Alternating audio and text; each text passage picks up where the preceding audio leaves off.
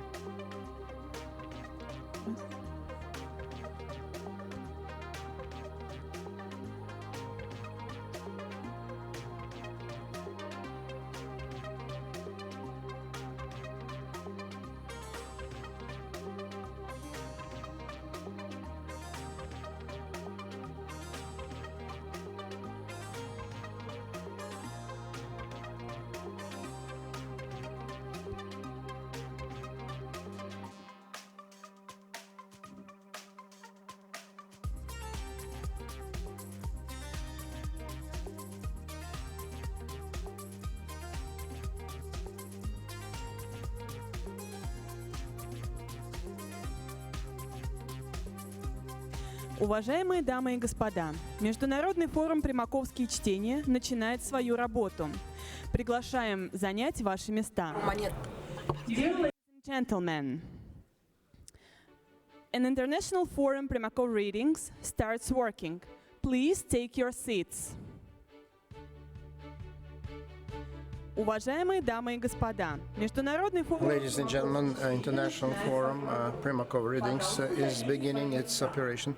Please take your seats. International Forum Primakov Readings starts working. Please take your seats.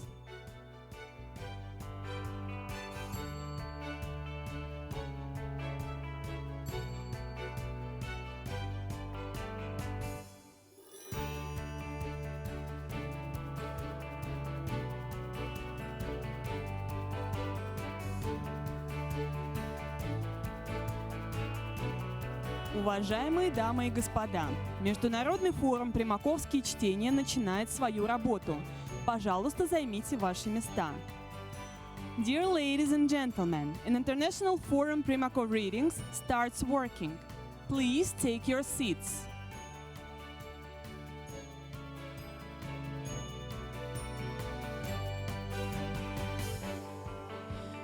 Для церемонии открытия For the opening ceremony, I would like to invite to the stage the chairman of the organizing committee, Primakovsky Readings, aide to the president of the Russian Federation, extraordinary plenipotentiary ambassador, Mr. Ushakov, president of the Institute of the Global Economy and International Relations, named after Primakov, Russian Academy of Sciences, founder of Forum, academician Alexander Dinkin, chairman of the Chamber of Commerce and Industry, Sergei Katerin. For opening ceremony, please welcome on the stage of the Primakov Readings Organizing Committee, aide to the President of the Russian Federation, Ambassador Extraordinary and Plenipotentiary Yuri Ushakov, Deputy Head of the Primakov Readings Organizing Committee, President of Primakov National Research Institute of World Economy and International Relations, Academician Alexander Dinkin, President of the Chamber of Commerce and Industry of the Russian Federation, Sergei Katerin. Good morning, ladies and gentlemen, colleagues, friends. I'd like to welcome not only those who managed to come physically in this conference room, but I'd like to thank all the participants that, in spite of the restrictions, you found time and ability to be present. And I'd like to welcome our participants that are watching us. Our event being broadcast. And for the opening of Primakov Readings, that's the 7th Primakov Readings, I'd like to ask Yuri Ushakov to be the first to speak. Thank you.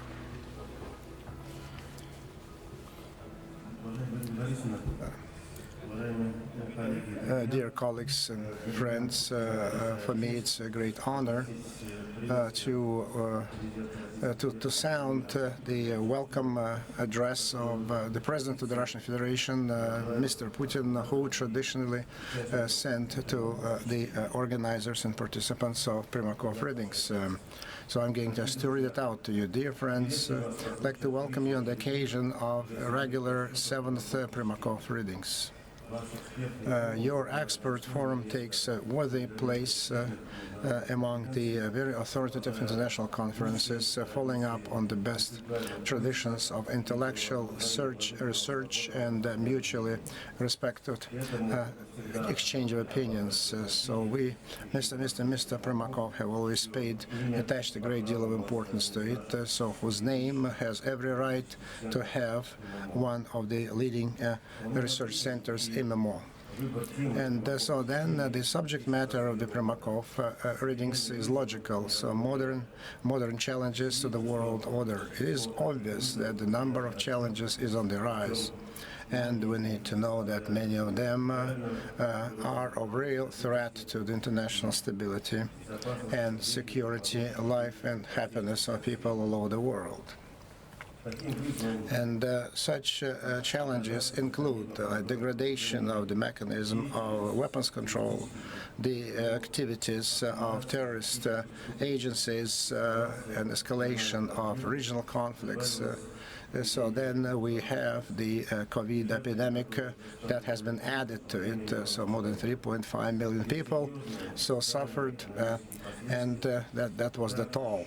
So then the economic implications are felt everywhere. So the fight with such a dangerous disease requires joining forces of the global community and honest and equal cooperation, although, unfortunately, not all are ready for that. Although it's too early to say about the victory over the epidemic, but it's high time we started thinking about the lessons learned from this calamity, how to act in future in case similar situation arises. So I hope that the participants of Primakov readings will pay very close attention to these important issues of regional and global agenda. I'd like to wish you a very interesting, saturated discussions, and all the best to you, Vladimir Putin. Dear friends, I'd like to remind you that last year, to organize an offline conference was not possible, and all events were online. And this time. So we have this ability to organize it kind of combined, mixed version, offline, online, and I think that we are all happy about that. Now we have this chance to partially guarantee the physical presence, and here we have quite a few experts and professionals, politicians, diplomats, public officials, business representatives, and as I was told, so foreign colleagues came from 12 different countries, and they're visiting now, and many participants get in touch with us online. And so such a representative, distinguished presence at today's Primakov readings testifies to the fact that the traditional participants have been missing offline, live, eye-to-eye cooperation, and then the academic work, research work is coming back to normal, and so that's exactly what was proven by the St. Petersburg Economic Forum. That's a good case in point, and such international political challenges have been brought up on the agenda that will determine the life of international relations for many years down the road. We see that the situation in the world continues to grow more and more difficult and less predictable, so our president was saying that the system of global security is on decline, and so lots of problems and questions have not been regulated, settled, regional crises, and the new local conflicts spring up. So the special concern comes from the way the relations between East and West are connected. So the alleged sanctions and the spiral is going up, they're going through the roof, and so they stand in the way, in a very serious way. They hamper, and certainly they do not contribute to better stability and the situation in the world in general. Naturally, colleagues, so on the eve of the Russian-American summit between the United States and Russia, it will be quite logical if we allow for some time to discuss the relations between the U.S. and Russia. The interaction between the two countries, we all know it very well, is at the rock bottom since the Cold War times, and it's obvious that we need to do something about about it, and because the risks are quite real and created they exist not only for the two countries but for the whole world. So the program of the readings, and I'm happy about it, provides for the discussion of such challenges that are related to establishing new technological order in the global economy, changes in the market of energy resources, challenges of the climate, global warming, and its impact on their impact on trade and international relations between the countries. And the participants of the forum have a lot to discuss and have a lot to debate. And I can tell you that your new views, fresh ideas are very much in demand when we form our politics both in Russia and abroad. And so we have been thinking, and that's the reason why we have been having the Primakova readings for 7 years, for 7 times already. So I'd like to wish you very productive, interesting work, good discussions, and good luck on venture, good luck on everything. Thank you very much.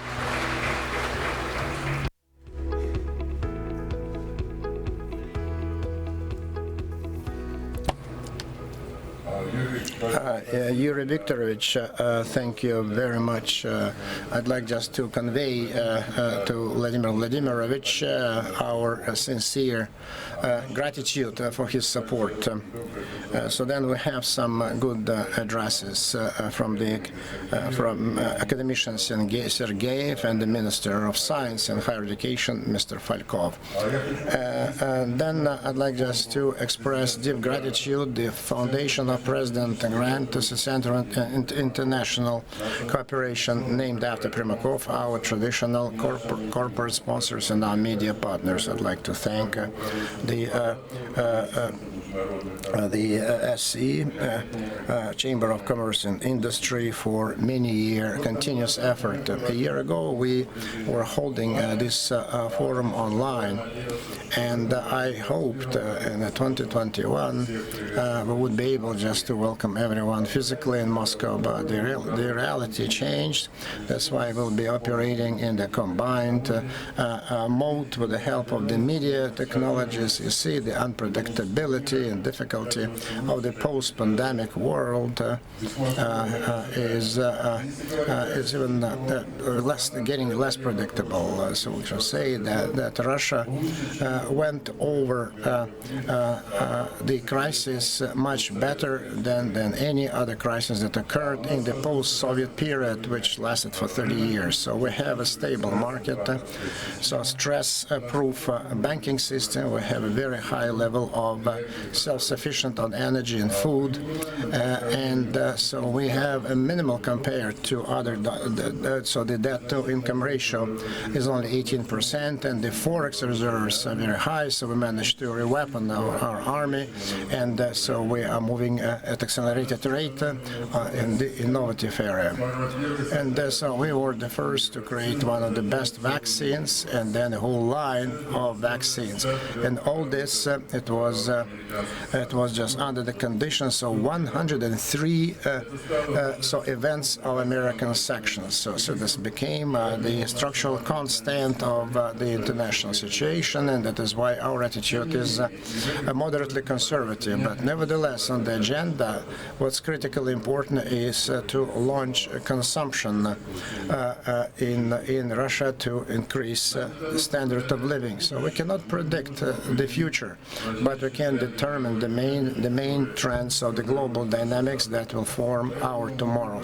That is why we have selected a topic to the global changes that we need to talk in the global order. So then in the Museum of Old Narratives, so the concepts go back to the beginning of the century. So when they speak about the wannabes and the wishes rather than the realities, rather the political elites, so we we certainly were trying just to get good relations with international institutions, but wanted to be independent. But it's a dilemma. It's either one or the other. We cannot keep both in Washington.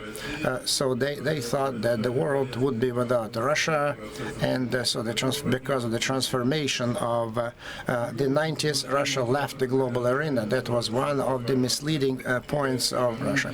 So and then certainly they understood that the political changes will certainly change the world because of the China rising. So the central system of the strategic design. So the global world and the global principles, transatlantic relations started to change. So then our Chinese friends made a mistake thinking that they would be able just to replace Pax Americana would be replaced by Pax China, like Pax Americana replaced Pax Britannica. And as we understand, without conflict, such things don't occur. And the pandemic not only took the toll of 3.5 million lives, that became one of the largest tragedies in the world of peace. And so we needed just to join hands to fight the implications together. So then international institutions were overwhelmed by climatic challenges and other challenges, and so that's why. So then the appeal of Moscow for the Council for the United Nations meeting is still on the table. So the pandemic certainly sped up the trends that we had been observing in the first 2 decades. So without the COVID-19, the Republicans could have stayed in power for 4 more years, and START would not have been signed. So now, the regional conflicts are multiplying. So then the investment agreement between UN and China is frozen for 7 years, and so then the main pivot of the American identity and the American founders and the power of the United States is slowly being dislodged from its place. And so the elites are changing their ways. So we're watching and seeing the changes in the technologies and recognition of the vaccines. So they're trying just to divide the world into neoliberal regime and the union of democracies. So then the mild bipolarity, Moscow, Beijing, and Washington, Brussels. That is, but the global processes are much more challenging. So when we talk about the clash of civilizations and other stillborn schemes that Boris Pasternak spoke about, there is a new trend that opens up the prospect of bipolarity. I call it responsible polycentric global order. So they are just implementing the agreements between Moscow and Delhi, and the 20 years between Moscow and Beijing. So they're lowering the conflict level of Russia, Beijing, Russia.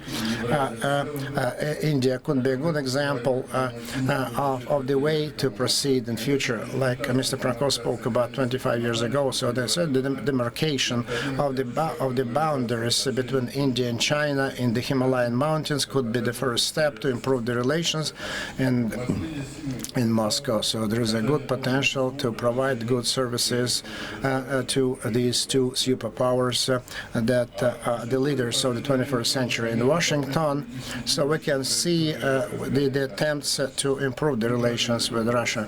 So we extended the START agreement. So the meeting between Biden and Putin are being prepared.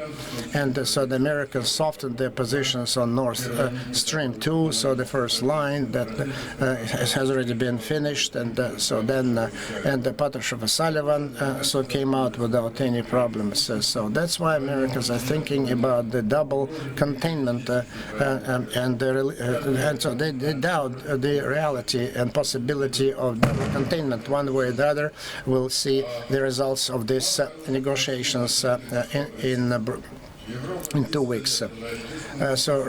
Europe was the only source of modernization. So now, the global world, so there are many other sources of investments in new technologies, more other dynamic partners appear.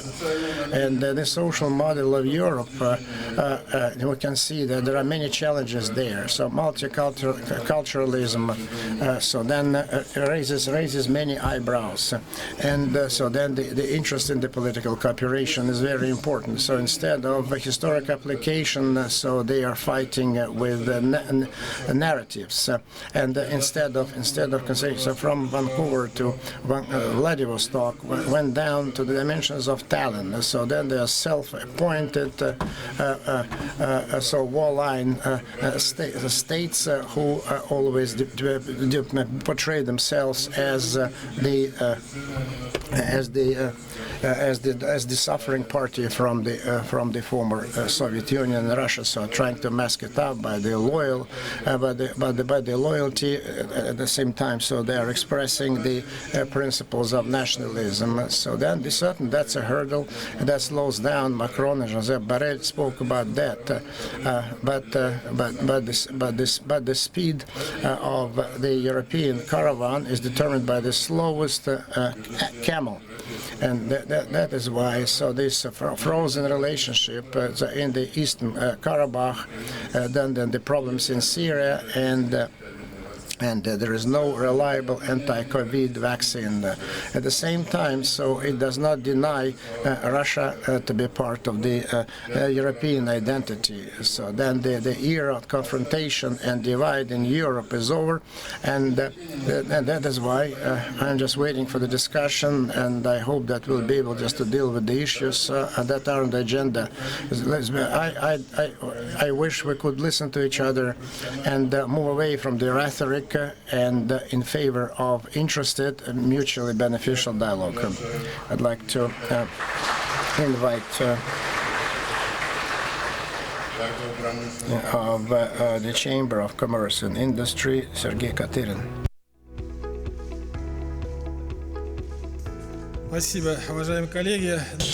Dear colleagues, friends, I, like any organizers, I'm happy that we have a chance to meet offline on the regular Primakov readings, and we know very well that so there's a great deal of interest to Primakov readings from our colleagues in Russia and abroad. So just it became obvious during the preparation of this event, and we welcome all those who managed to make it here from our foreign and Russian guests.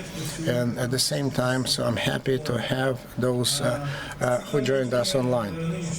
So the central subject of the 7th Forum so became the modern challenges to the global order. So in the last 1.5 years, so we have demonstrated very obviously how interconnected the world is, how events in one point in the world immediately affects other points in the world. And so then the pandemic changed our life. And it has taught us to become more flexible. Now we can see the reviving of the global economy. So according to the estimates of the global monitoring of the UN, so the growth next year will be 5.4%. Although just we lost global economy lost 3.6% of global GDP last year.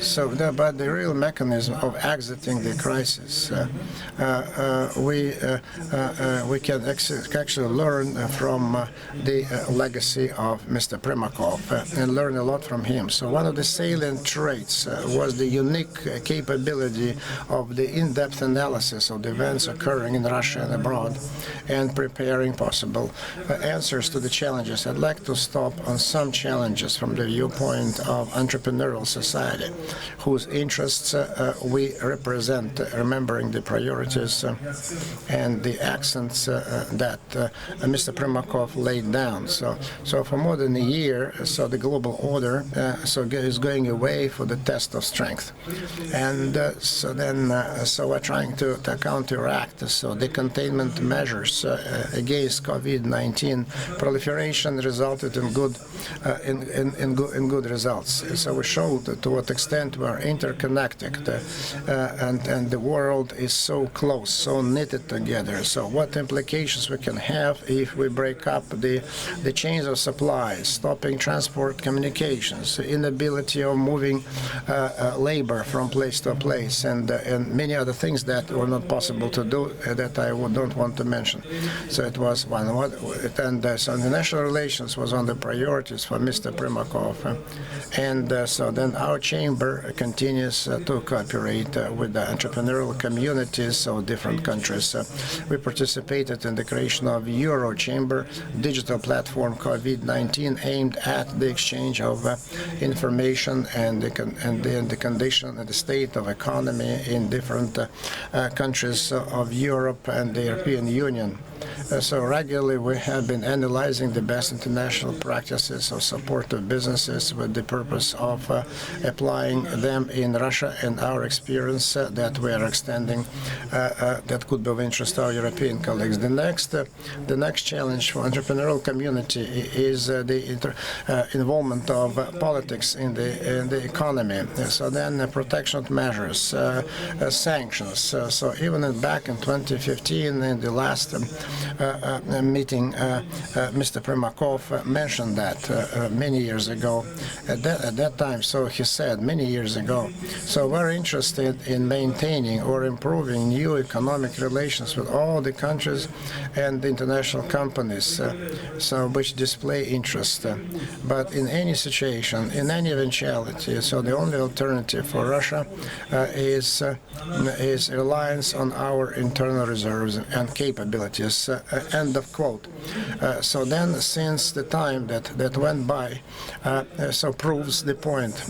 And so this position does not mean that we need just to stonewall from the rest of the world. Just the other way around. Let me remind you that one of the first words when Mr. Primakov took power, so he spoke about the necessity of Russia joining WTO, and so now the international trade has accumulated a lot of challenges. So our chamber supports the position that we need to reform and change in accordance with the modern challenges, and therefore normal operation of any international organization is the confidence of both sides that this institution works in a reliable fashion. So this trust has been undermined by the largest political players when they broke up the rules. And so now just we're going to talk about the transformation of Western societies, forecasts of the development of Central Asia. I'd like to, in spite of all the difficulties of the last 1.5 years, Russia continues to support good relations with the business communities of the majority of the world. Now the chamber has 14 offices only in European countries. Constructive cooperation goes along the lines of the Asian Pacific region. So our chamber extends its cooperation international communities. Under the auspices, we have the Business Council of Russia ASEAN, and that's trying just to overcome the building of a unipolar world. Mr. Primakov was at the beginning of creating new institutions like SCO and BRICS. And so we are in active cooperation along the lines of business councils of the above-mentioned countries. Last year, chairmanship came to Russia, but unfortunately, so all this chairmanship was online, although there were a lot of events, although all one, and so then the number of meetings exceeded all preceding years because so we could cooperate online. So we, in full coincidence with the ideas of Primakov's support of the central role of the UN in the global relations, development of cooperation and trade, talking about our work at the international arena. So we can say that the business communities and international communities, so they are for the constructive dialogue and establishing good partnership relations. A good example of that is the above-mentioned St. Petersburg International Economic Forum, and including the most recent forum that has just ended in St. Petersburg. And then, by tradition, one of the largest delegations were the United States of America. and so and there were big delegations from Germany, France, and other countries were present, and so there were many sites dedicated to the cooperation between international countries and Russia. So they were in full swings. That they were discussing things individually, discussed things, especially from SCO, from EU, etc. It speaks for itself, and once again proves the point that the sanctions pressure is something alien to all of us. A special section will be dedicated to China. We have been traditionally working with our traditional colleagues within the framework of multilateral formats, and so then Russia-China Economic and Trade Committee, and we see many prospects in this respect for the future. So then special attention was paid by Mr. Primakov to the Eurasian vector of the international policy of Russia. So the basis of this integration were the economic ties that he stressed that. So the pragmatic approach to the integration and economic feasibility. So this was the Eurasian Economic Union, which is gaining ground and becoming more and more attractive for all members and potential members, looking for compromise, remembering the interests of both of all stakeholders, abandoning trade conflicts and artificial constraints should come to the fore. And then another very important problem is climate strategy. So the process related to land use, energy efficiency, and energy consumption. So then what comes to the fore are the problems concerning what the above-mentioned things. And our Chamber's opinion is not only just to make the business responsibility more strict, but create good economic conditions so that the businessman could reduce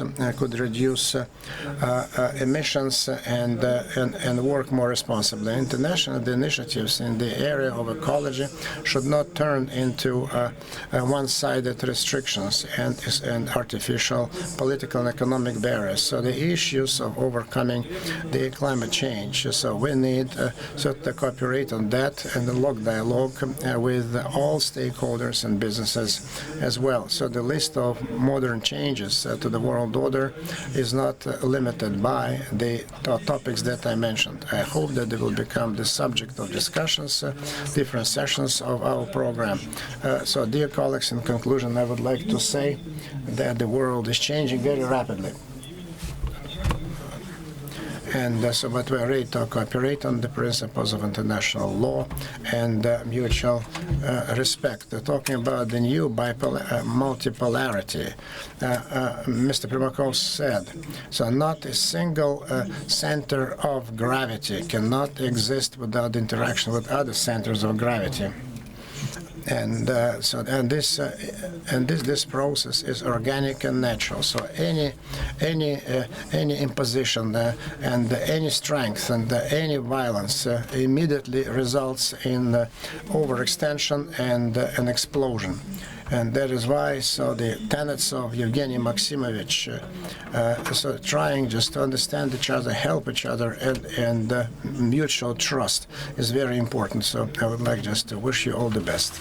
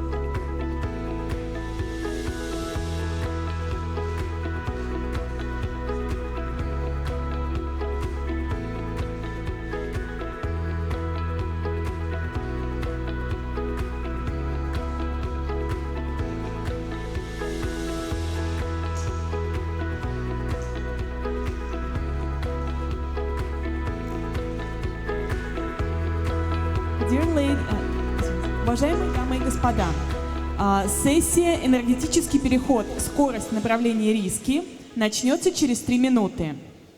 Dear ladies and gentlemen, panel discussion, energy transitions, speed, directions, risks starts in 3 minutes.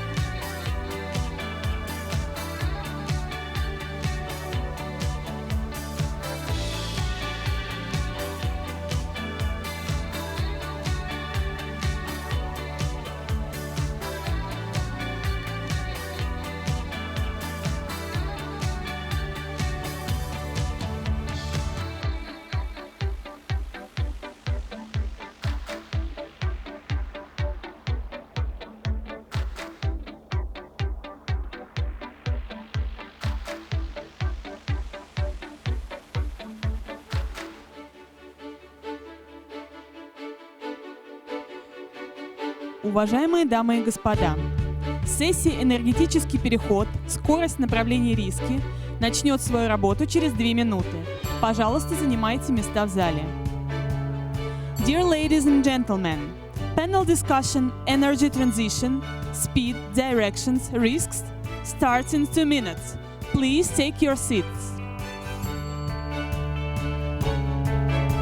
Уважаемые дамы и господа, сессия «Энергетический переход. Скорость, направление, риски» начнет свою работу через 2 минуты.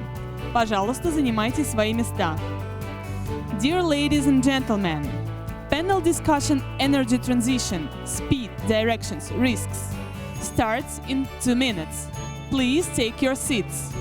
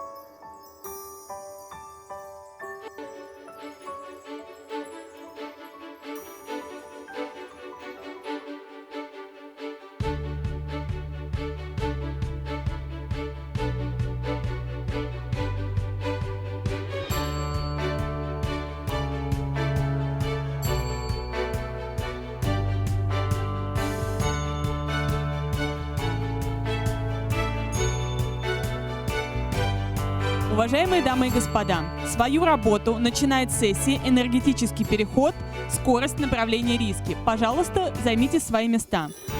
Dear ladies and gentlemen, we are starting panel discussion Energy Transition, Speed, Directions, Risks. Please take your seats. На сцену приглашаются модератор сессии, президент Института мировой экономики и международных отношений имени Примакова Российской академии наук, академик Александр Дынкин, генеральный директор акционерного общества «Зарубежнефть» Сергей Кудряшов, главный научный сотрудник Оксфордского института энергетических исследований Великобритании Джонатан Штерн, декан факультета международного энергетического бизнеса, заведующая кафедрой стратегического управления топливно-энергетическим комплексом, член-корреспондент Российской академии наук, профессор Елена Телегина, председатель Комитета Государственной Думы Российской Федерации по энергетике Павел Завальный. Можем сесть. Please welcome on the stage moderator of the session, President of Primakov National Research Institute of World Economy and International Relations, academician Alexander Dynkin, General Director of Zarubezhneft Joint Stock Company Sergei Kudryashov, Distinguished Research Fellow, Oxford Institute for Energy Studies, Jonathan Stern, Dean of the Faculty of International Energy Business, Head of the Department of Strategic Management of the Fuel and Energy Complex, member of the Russian Academy of Sciences, Professor Elena Telegina, Chairman of the State Duma Committee on Energy, Pavel Zavalny. Добрый день, уважаемые дамы и господа, еще раз. Yeah, good morning, dear ladies and gentlemen. So today we're going to speak about a very acute and interesting topic from my point of view as an energy transition and its speed, directions and risks. So we have a change in the panel as Mikhail Kovalchuk is now flying to Tomsk. So the decision was made that today they will kick off a nuclear project number 2, and this time without any military arms component. And they are going to start building the fast neutron reactor, which will work in the closed nuclear cycle. It will be the first machine that will actually cancel the problem of nuclear waste fuel. So we are starting the green nuclear energy project. So I advise you to follow the evening news. And we are going to talk about the third energy transition. So first was from biomass or from logs to coal. The second transition was from coal to oil. And each transition actually took many decades. And my question to the panelists is about the speed and the duration of the third energy transition, energetic transition. So usually we understand by it the reduction in the energy balance of fossil fuels and the accelerated growth of the new renewable sources of energy, and primarily the wind and solar energy. And in my view, this link of the third transition to exclusively those two sources of energy is a discussion point, is questionable. According to many forecasts, within the next 15 years, the demand for natural gas will grow, and in case of technological disruptive events, the demand for hydro and nuclear energy. So my second question, and I address it to Mr. Jonathan Stern. What's going to happen to the natural gas? Because recently we heard forecast about the upcoming golden age of natural gas.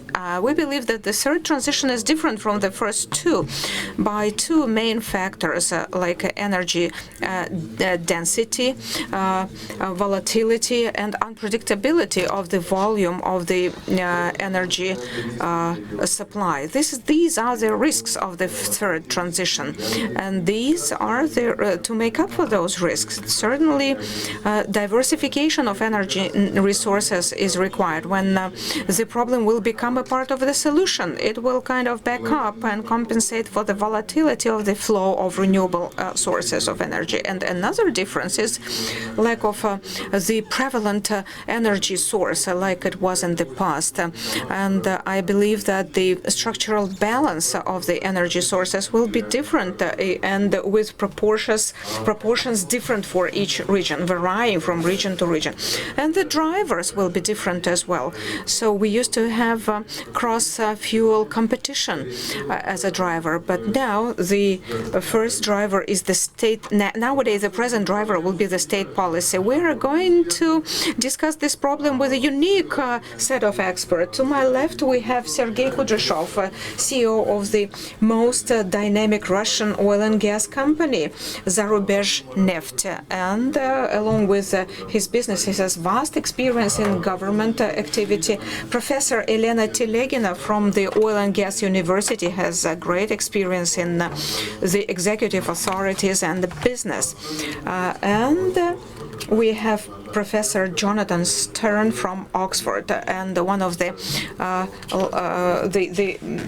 prominent experts on gas market, and Pavel Zavalny, our parliament member, heading the Energy Committee of the State Duma for many years, one of the most qualified experts in this area. I hope to get the synergy of the competences of our great experts. Elena Alexandrovna, would you please start? Thank you.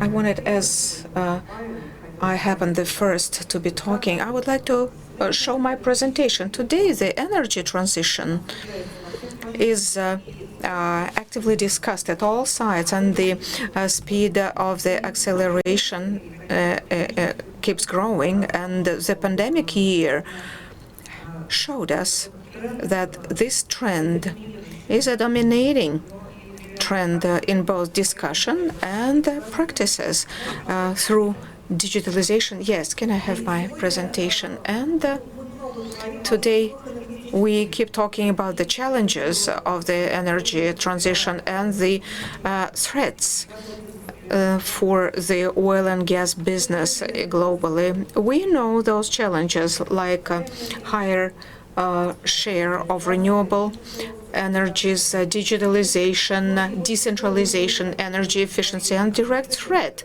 that we saw over the last several years is a higher tax for producing and exporting companies, and the fact that renewable energy kind of ousts the conventional fuels, fossil fuels in the energy balance, and shrinking of investment and slower investment process. And it's not the first transition, and substitution by energy sources usually happens quite smoothly and seamlessly. If we look at the last century, it's only 100 years that we see the change of energy balance.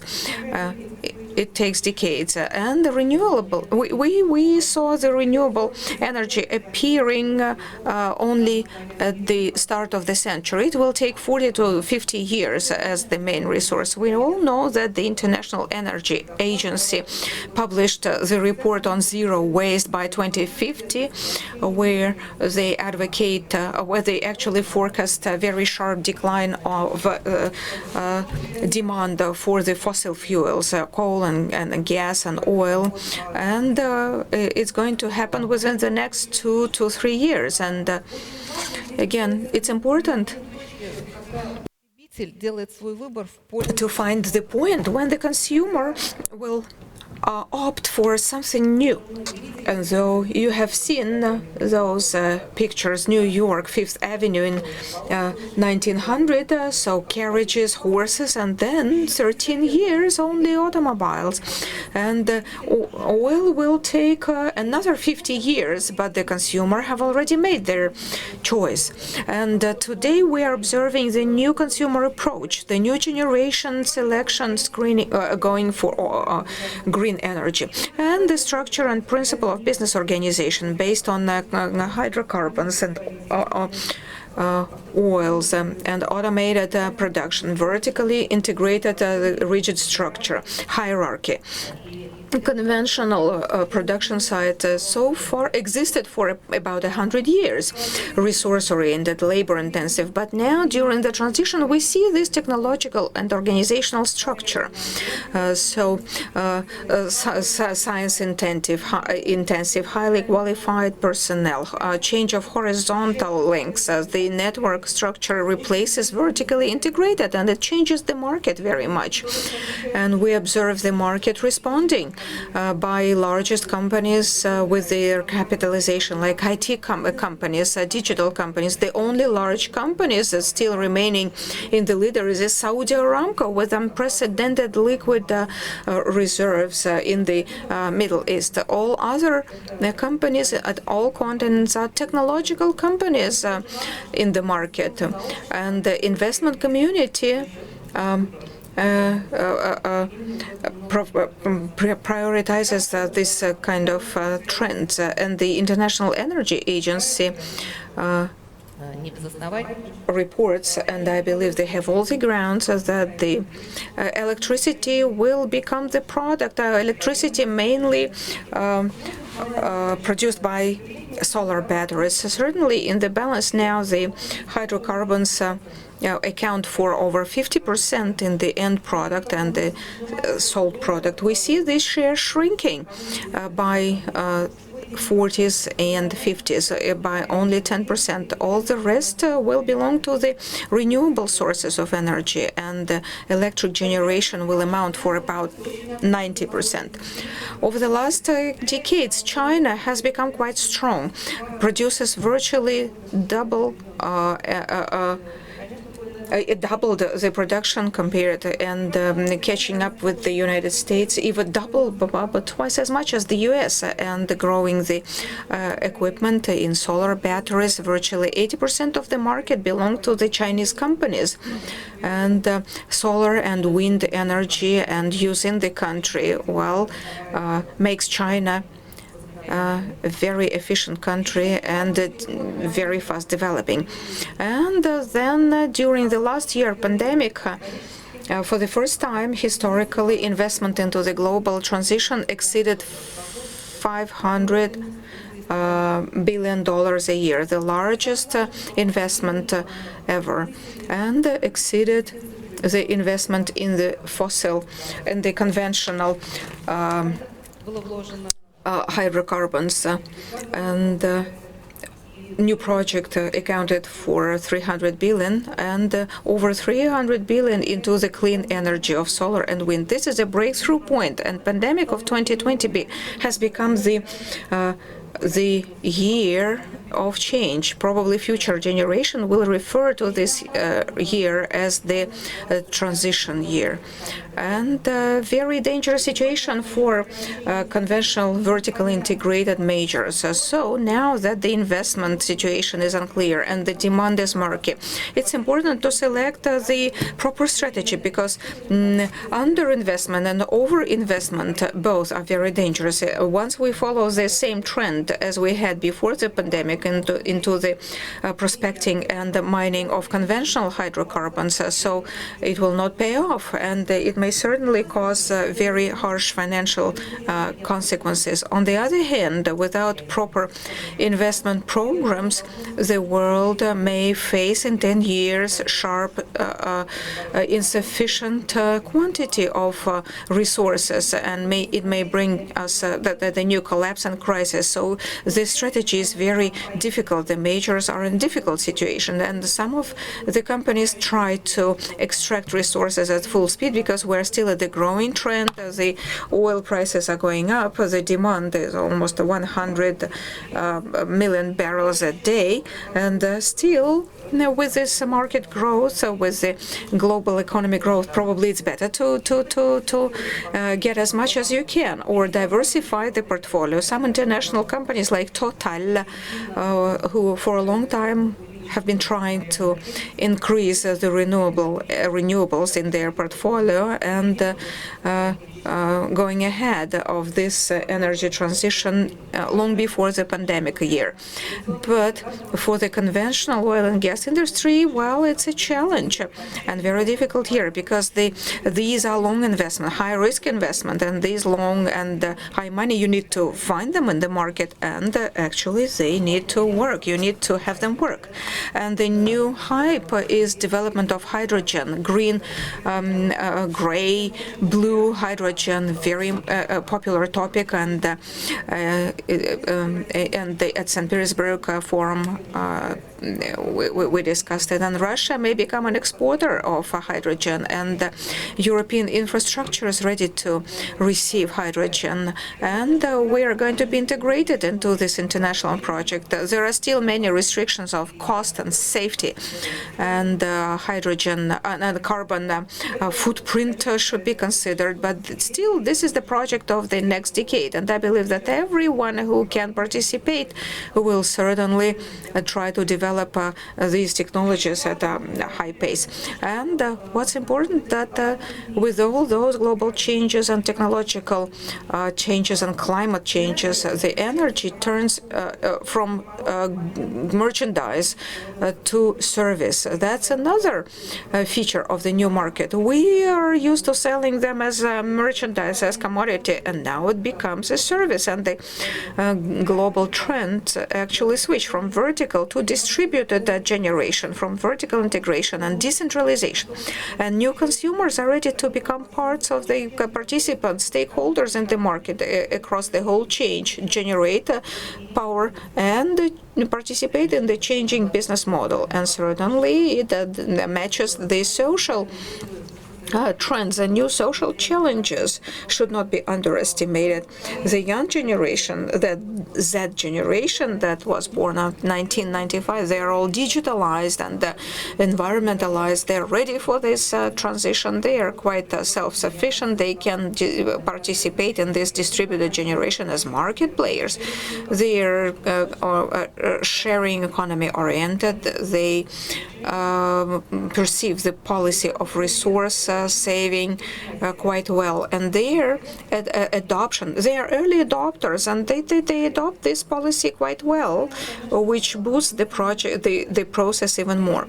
And so on the other hand, the social gaps, the social divide becomes even more pronounced, especially for the developing countries, because so far the the new sources of energy are not affordable for them, though the cost is falling. And the senior generation is not ready to overpay for this clean agenda, unlike the youth. This is another social divide case in the society.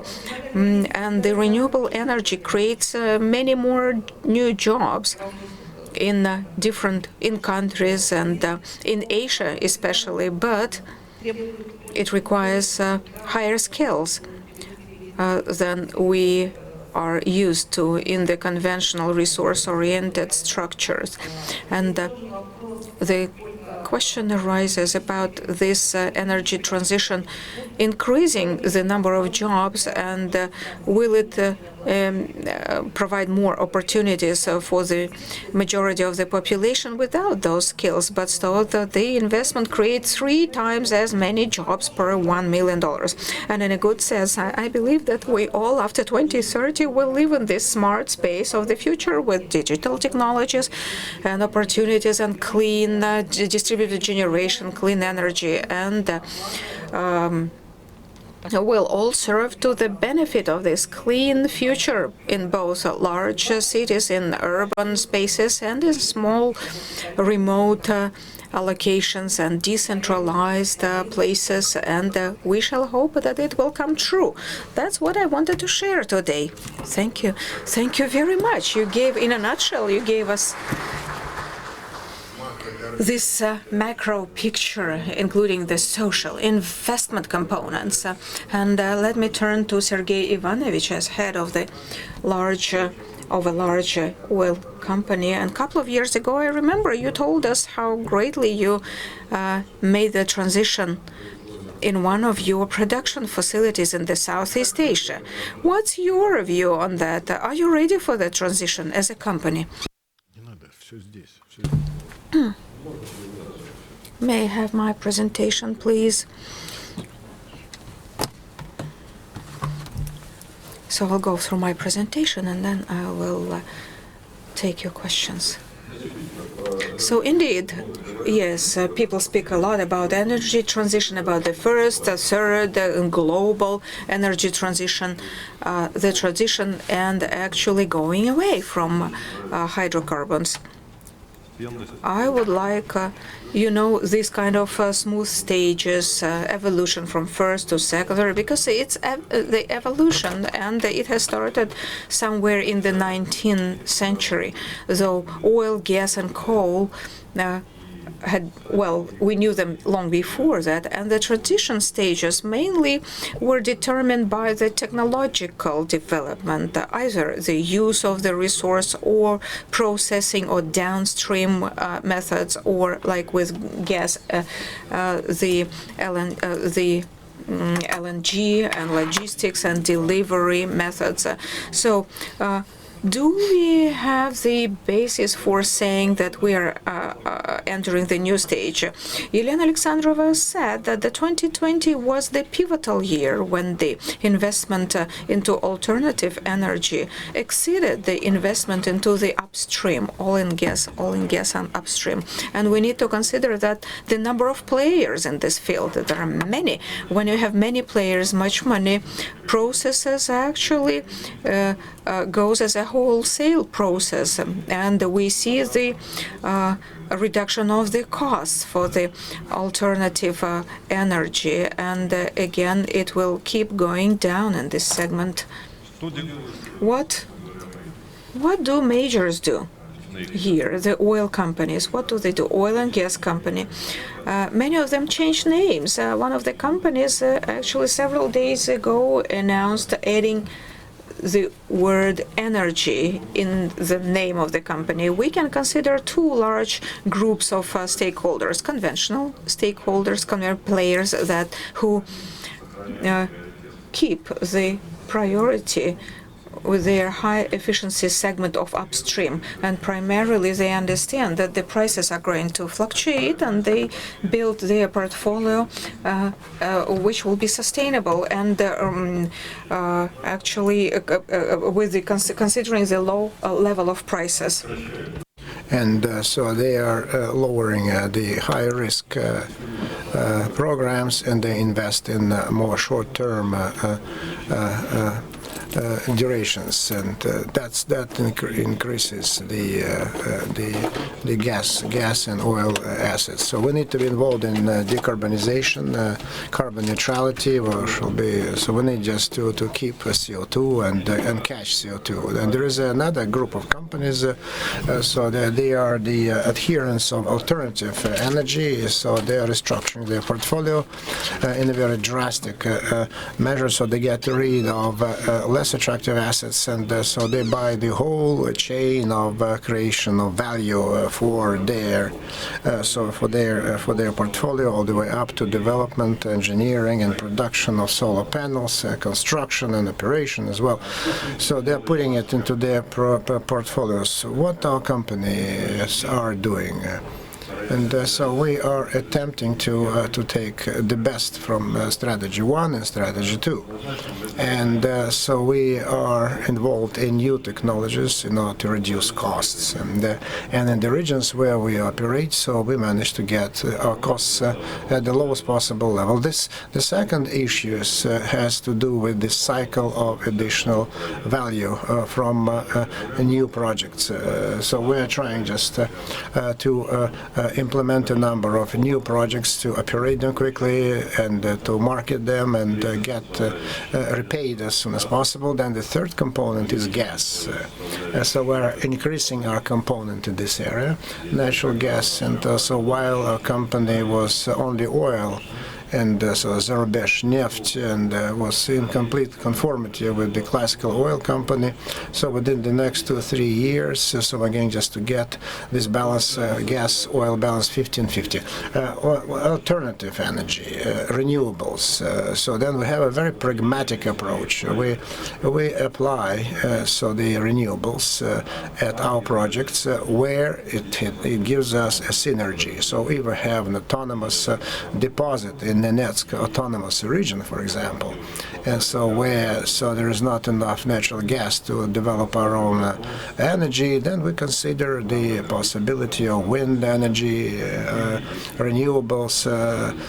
So that while just we had to bring in the diesel to generate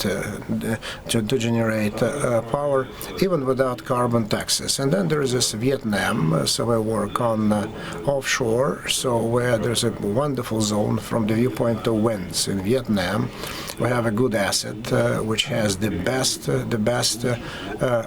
fleet and institute for design and development. So when we work off shelf, and so we work with many contractors with the program. So wind energy, and we're considering the participation of not only contractors and as investors in these projects that have very good synergy. So with our main business in Vietnam, and today we have already started. In 2020, we started to test out new technologies of pumping CO2, pumping in CO2 in order to increase the efficiency of deposits to sweep out the increasing the efficiency. And so we continue working, we're discussing with our partners on these projects. And what are the conclusions? We can say that the energy transition, it's not a revolution presently, but at the end of the day, we can call it's a logical evolutionary development in the course of several centuries. To say that wind and solar generation is the end of this evolutionary chain, I wouldn't say that. That's not the pinnacle.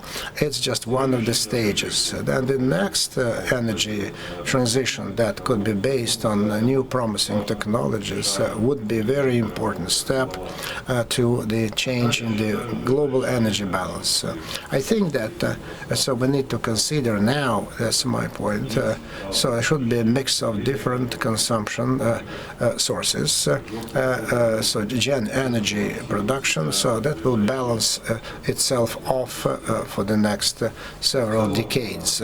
But by and large, the situation situation which we are witnessing right now, specifically for our country, and because we've been for several centuries in a very comfortable zone of comfort, because we have the best resources in the world. This was the talk about coal, fossil fuels, natural gas, oil, so which is the lion's share of our income. So this natural imports,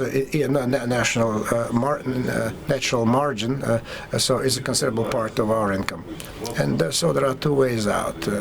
So then we either just go from the comfort zone to the stress zone, and then you are afraid for yourself, you're not sure of yourself, then other opinions dominate, or just move into the growth zone, so which is new goals, new skills, and new level of life, new standard of living. And I hope that we'll be moving from this zone of comfort to the growth zone, which is a challenging process but very promising. Thank you.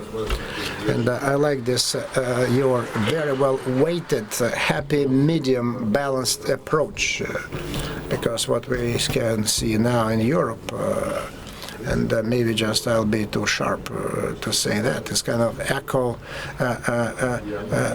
psychopathy, yeah, and it does not help the development, because when we saw the International Economic Forum's assessment of international risks, the pandemic risk was placed 10, and all risks and priorities from 1 to 9 were climatic risks. And so which is they never paid attention to the pandemic risk, and also paid too much attention to the climatic risks. And and you see what happened, especially when we talk about the adherence to the green energy. And the European companies, they under the pressure of the public and the regulators, they're kind of they're abandoning the oil past and present. So Americans are still holding ground, although just we have meetings of shareholders, so they push into this green technology future, and but they're just holding out. Americans are, and but they sort of have a situation like in a riddle. So A and B was sitting on the funnel, so just A disappeared, B fell. So who is going to survive? Those who have low costs, big deposits, and efficient production. That's the ladder that will stay sitting on the channel, on the chimney. Okay, Professor Stern, are you with us, Mr. Stern? Yeah, please. No. Unfortunately, I could. Oh, hello. Professor Stern, it's a pleasure that you could took part in our panel. What is your view? What is your view? So what do you think about, what's your take about what you have listened to, heard about the energy transition so far? So I want us to give your take on what you've heard. And what about future of gas? So tell me about the future of natural gas. So this, as part of the energy transition. So what's the future of the would-be natural gas markets? So, hello everybody, and thank you very much for the invitation. I'm very sorry not to be with you in person. If you could bring up my presentation, that would be great. I'm going to talk about the future role of gases, and of course the starting point of this is the shift that we've seen in many countries over the past 2 years, from talking about the Paris Agreement's COP21 to reduce temperature to below 2 degrees. The shift from led by the European Union and individual European countries to move to so-called net zero emissions by 2050. The European Union was first, that was followed by Japan and Korea, China, but not 2050, but 2060, and eventually the United States with the Biden administration. Now, natural gas has often been talked about as a bridge fuel or a transition fuel, and in some places a destination fuel. But now we have to talk slightly differently, and we need to talk about not just natural gas, but the role of gases. And so I want to show you this slide. This is global natural gas demand, a number of different projections by companies and the International Energy Agency. And our chairman at the start talked about the golden age of gas. And the answer, as far as I'm concerned, is this is the golden age of gas, this decade, because in almost every scenario, global gas demand will begin to fall, perhaps not immediately, but certainly this is probably the high point of the natural gas era. But what you will see is that for the bottom two scenarios, and particularly the IEA net zero, there is a very substantial fall in global gas demand. And Professor Tillegina mentioned the IEA net zero study, and I want to just take a moment to explain this study because I think it has been misunderstood in many commentaries. I am a peer reviewer of the study, so I'm quite familiar with it. So the net zero study is not a forecast of what will happen. It is a response to governments, particularly the governments involved in the COP26 meeting in the UK in November this year. A request by governments to the agency to say, if we are to achieve net zero energy emissions by 2050, what does that mean concretely for energy supply and demand? And what you see on this slide for gas is the IEA model of what net zero would mean for gas demand. So the IEA model is one model, it is one scenario, but it is an indication of what would need to happen if net zero by 2050 was to be achieved. And what you see is that natural gas does not disappear, but it declines very rapidly. In the other scenarios, it declines less rapidly.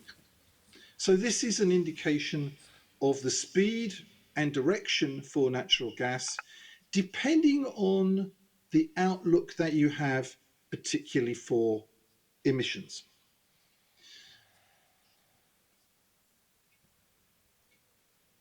A similar picture I'm showing you here is for global LNG exports.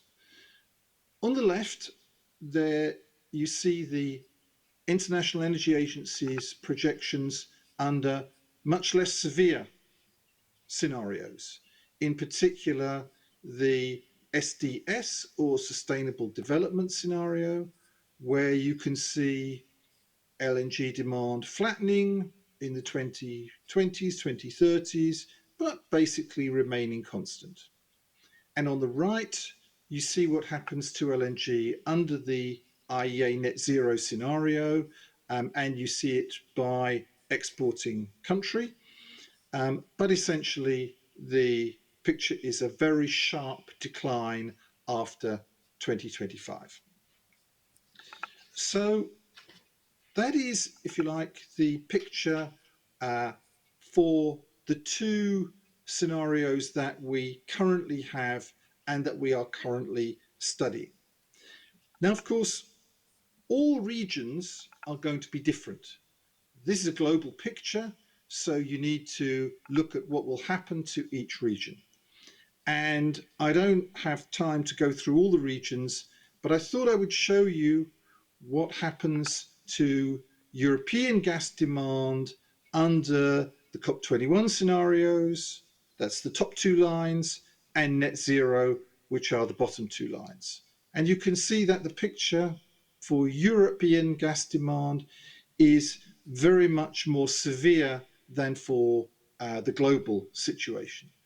And that if Europe is to meet its net zero targets, then gas demand has to decline almost immediately, and it has to decline very sharply.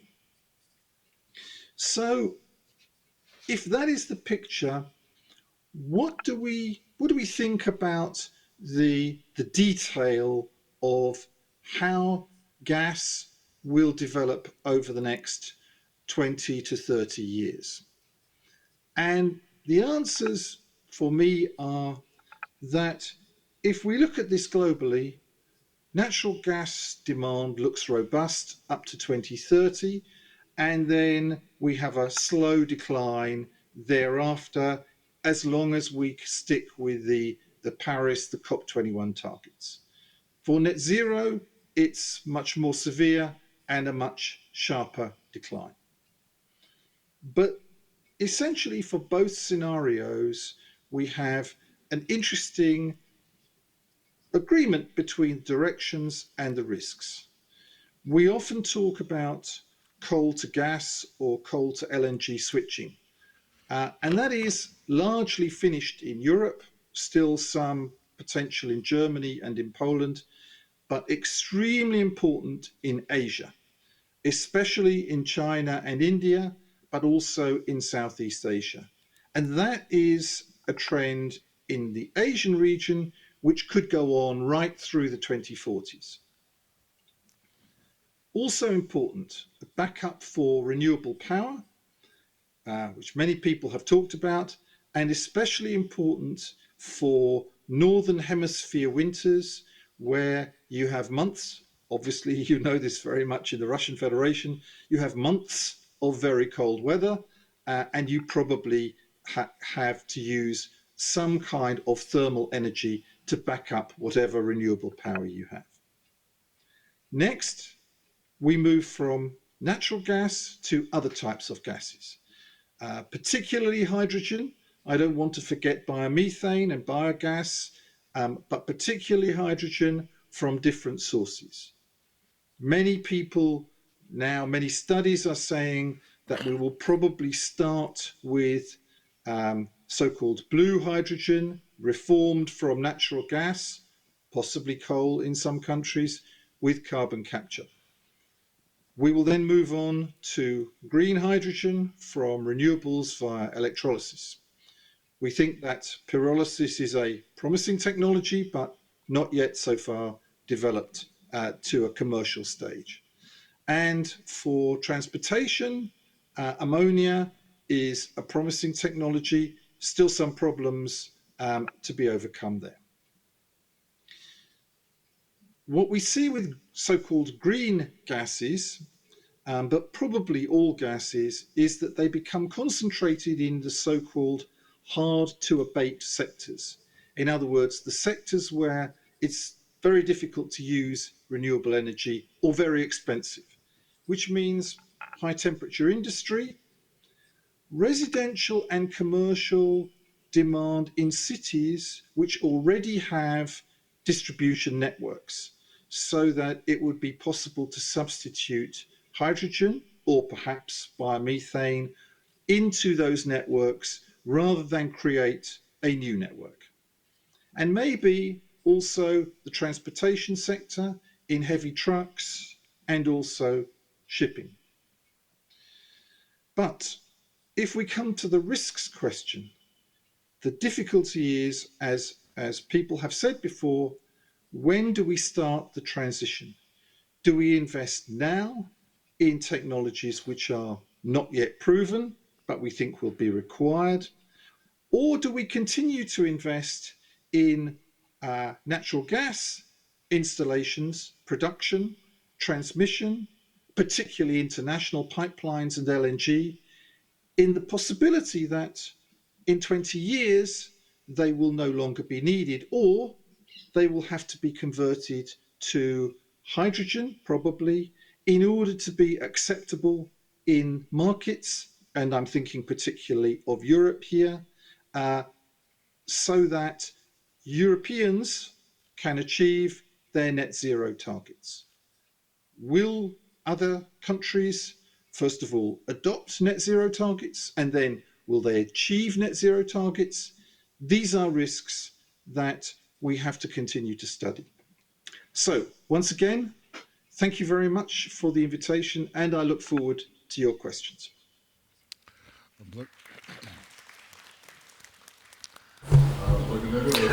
Thank you, Professor Stern, for a very interesting, concentrated analysis. I really appreciate it. Certainly, when you are talking that in the near future, it's inevitable that there will be there will be different G mixes appear from the viewpoint of sources. You were talking that there will be a regional differentiation of G mixes, and I'm sure there will be. You were talking, and then differentiation between the consumers, and this is actually echoed what Professor Telegina was saying. And I think that the Russian Federation, under the circumstances, is ready for different scenarios, for any eventuality, because we have these pipelines not only aiming to the West, but to Asia as well. And we do have these pipelines, and that will certainly allow us to balance between the market volatility that might occur in different regions of the world. And okay, I'd like Mr. Zavalny to say a few words on this subject, to comment, to think about, to make comments about what we have just heard. Thank you. Over to you. Thank you for a chance to speak, and I think that this is a great presentation of both speakers, very close, and I agree that there will be no revolutions. There will be an evolution and evolution, and so then. So this consumption, different types of energy mixes, different economies, different regions, and in all estimates, even by 2050, so then hydrogen balance will stay at the same level, because because the amount of energy resources that will be required by 2050 will rise by 20%, and that's why the energy balance will be probably will be more or less the same, and the world demand. So now just we are pursuing so there is a lot of argument now. So then the Chinese stance and European stance, and what model development to pursue, and we are all very concerned with the future. With the future of life of our planet, or they're concerned with possible additional advantages for energy companies, and so then we need to resolve the issue of creating jobs, and because the new energy provides more jobs than traditional energy, and so addressing we need to address these issues for the whole world. And so yesterday we had this polemics. So someone said it's all not about ecology, it's all about money. Someone said yesterday. That was a good argument. We need to stop these discussions, empty discussions, and the approach has always been very pragmatic, and so we need. Yeah, so we need to be certainly the locomotive, the driving force, and so we all need the economic leadership, and even the pandemic only proved that the subsidized, so they're going, so over this period of time there will be a lot of competition between the producers of energy resources, and so we need to understand that certain countries have vested interest to maintain the program, and to make sure that they maintain the leadership in the countries. And so the ecological pressure on our planet is there, and so we need just to ask ourselves, what is it that we need to do? So we produce more than 1 billion tons of energy resources, and half of it just goes for exports, half of it is consumed domestically, and so then to get to net carbon economy by 2050 certainly creates risks for our economy, and because it will certainly adversely affect so our ability to export. It will slow down our GDP growth, and our GDP growth is not much to write home about. It may be even worse, and so we need certainly to monetize our hydrogen deposits, and we need to be ready for new ways, and certainly we need to increase the share of value-added products for export, and so then we are working on it right now, and so there are new petrochemical projects we need to develop. So on the one hand, so we had this plan of adaptation to the change of climate, and so there is a draft law of reducing CO2 emissions, and we're getting just to introduce the system of units, carbon units, and so we need to cooperate with the rest of the world. We need to be able to probably measure our emissions. We need to monetize and to make money from our emissions, and we need to lobby our interests as well, because it's our competitive advantage of our country. So a lot of energy resources. We need to strengthen that. And then the reserves and the resources is, unfortunately, our economy is very low energy efficient, unfortunately. So we consume the very inefficient from the viewpoint consumption of energy source, especially in housing. And so then what we have de facto,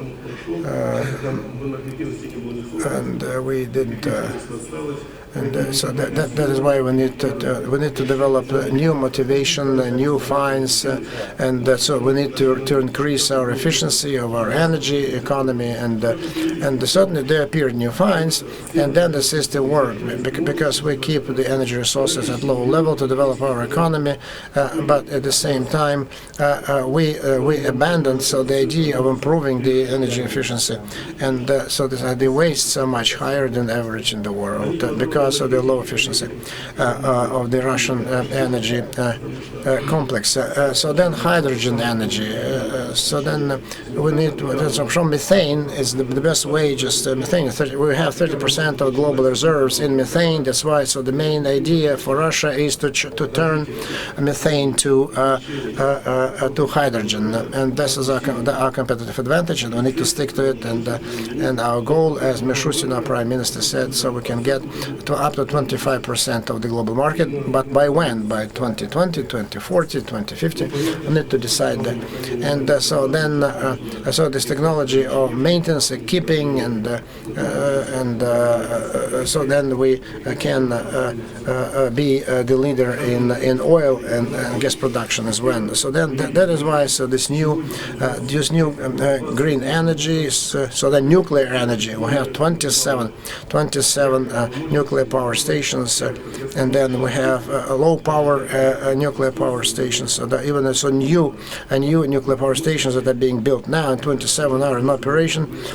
So they will be built already on different conditions in highly competitive condition, and that will certainly increase the energy, the nuclear energy potential in future.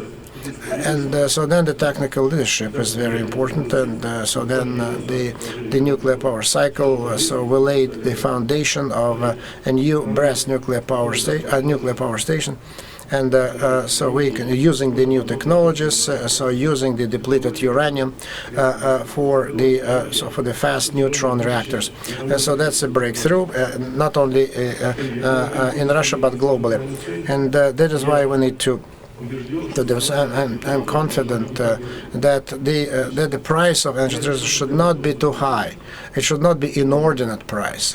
We need certainly to participate in it, remembering our potential, our competitive advantages. We need to do that. We need to be in this game. So that is why if you can't stop it, you need to ride it. So that's the usual approach. I'd like to wish you success in this challenging work. Thank you, Pavel Nikolaevich. I have a question to you, and maybe anyone wants to comment. So you spoke about hydrogen, and this is a very important topic, very relevant. When I hear about it, I usually ask myself, have we has it already got a powerful competitive in the shape of electric cars? The technology of electric cars, electric automobiles, in my view, is ahead of it. It's in the market compared to the future hydrogen. How would you answer? No way. Electric automobiles is a good complement to the hydrogen energy. Take the United States and Europe, they follow the path of electric cars with the accumulation of energy and cars. So Japan rather caters to the hydrogen energy and use of hydrogen in the fuel for transportation sector and cars. But should we look at the battery is good for small vehicles like cars, but for the trucks, for the large vehicle, it's very difficult to create a battery. And I would rather consider hydrogen and direct transformation of hydrogen and hybrid car. A truck is a hybrid option of development of electric cars as a technology. It will certainly facilitate the hydrogen use in transportation, including large vehicles like trucks. Well, there is no contradiction, and development of this hydrogen energy for transportation. We also have good know-how and science and production, and today Rosatom is very active in developing hydrogen. Elena Alexandrovna, do you have comments on that matter, on electric cars? I agree with Pavel Nikolaevich, but I believe for Russia, the priority is export component of hydrogen to the European market with the use of gas transportation rather than hydrogen engine in the domestic market. I believe that the large companies will do everything not to lose this sector in the strict attitude to the Russian export of gas to Europe.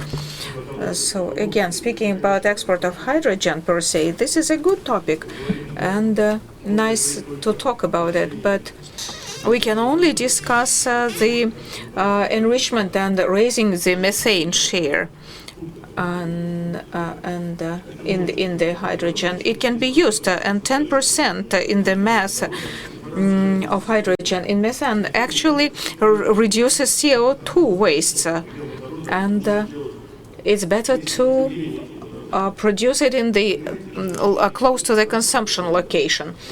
And without transporting it to long distances. The density is much less, and with high pressure. And we shall not win. And there are specifics and details. I agree with you. Speaking about hydrogen, we certainly grab this idea. It's a beautiful dream of humanity, but we shall have enough troubles with hydrogens in terms of production and transportation. Well, it's very dangerous. It's hazardous. We have experienced hydrogen is 3 times as as expensive as methane. Yes, we keep talking about it, and I want to hear Professor Stern. Yes, Professor Stern, about interaction and competition between electric cars and hydrogen. What do you think about it?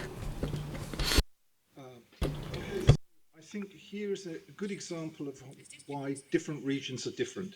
And Mr. Zavolny is completely right to say that Japan is going down the hydrogen route, whereas Europe and the US are going down the battery electric vehicles route.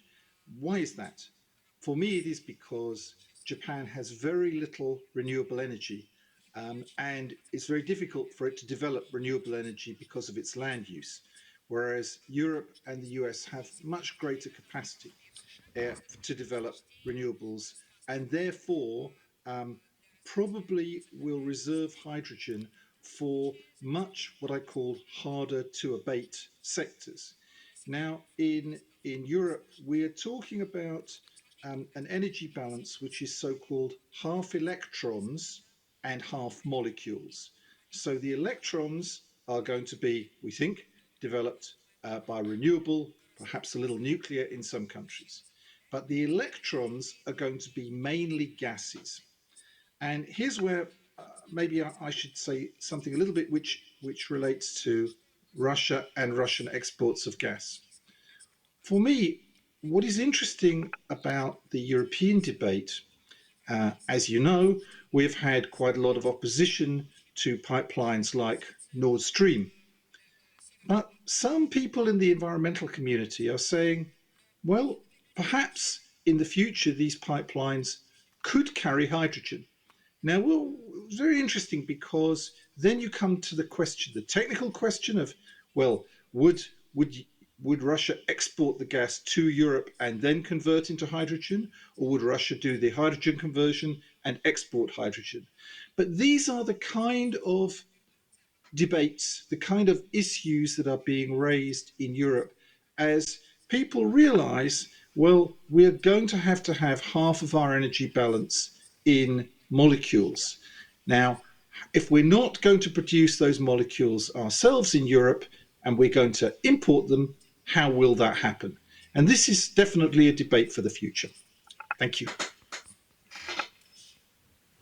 Спасибо, профессор. Большое спасибо. Thank you, Professor. Thank you, Professor. I don't know if you're aware of the fact that in Moscow, we already have 600 electric buses running around the city. This is large-size vehicles already switched to electric powering, and this is a fact. That is the electric. These are electric buses. And let me ask. The academician Porfiriev, Boris Porfiriev, to say a few words. So please give the microphone to Boris Nikolaevich. He's a unique expert in environment and climate problems, and I would like him to somehow comment to what we heard in our discussion. Can you hear me? Thank you very much. I believe that the discussion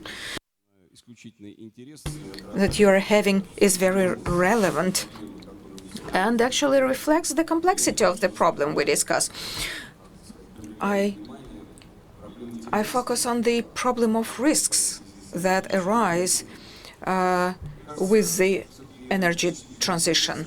The energy transition, I agree with all the speakers, is an objective evolution and process that is supposed to happen in history, and we are observing acceleration and kind of asymmetry, a high pace of transition to renewable sources of energy, and propensity to switch to the renewables, and the main factor is the climate change, the main driving force. So indeed, it is necessary to ensure the growing demand for energy, avoiding those negative consequences for the environment that caused by the hydrocarbons. And the climate factor role is probably is overestimated, and really probably it has been given too much weight, and we need to really calculate how relevant it is. So in our institution, we made a calculation of net zero by 2050, and we discovered that in this case, the price, the share of the cost in GDP grows by 2.5%. This is a very hard burden, a very heavy burden for economy. Can it actually? Shall we be able to ensure the proper growth rates? And it varies from country to country. This is a matter that we need to consider and analyze very seriously. And the second factor is that has to do with the fact that energy transition and the climate change is part of the total global process of development and sustainable development primarily. We know there are 17 goals of sustainable development. They're all important and balanced, and trying to overestimate one goal will certainly give us a tilt, a disbalance, and if we consciously or unconsciously will take the problem to a different problem. So inclusive growth and energy for everyone. This is a very dangerous story if we don't take care of it. And we see that it's not happening just by chance. I'm very much concerned with this risk of politicization and mediazation of the climate problem and the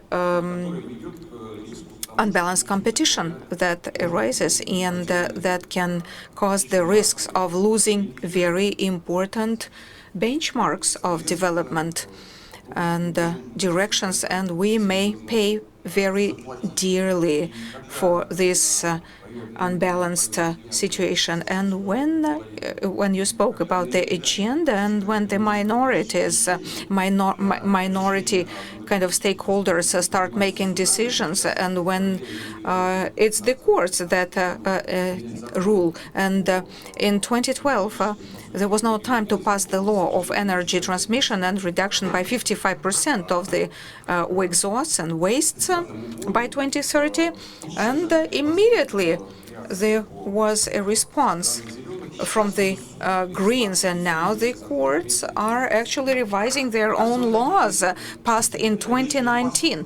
I believe such precedents are very dangerous. The energy transition should be a streamlined process and with the purpose of addressing the main goal, that is raising the quality of life. Otherwise, we run the risk of facing a problem that the Paris Agreement warned us, where it said that the stakeholders may suffer from the climate change and from the waste. Sometimes we may get a remedy worse than the disease.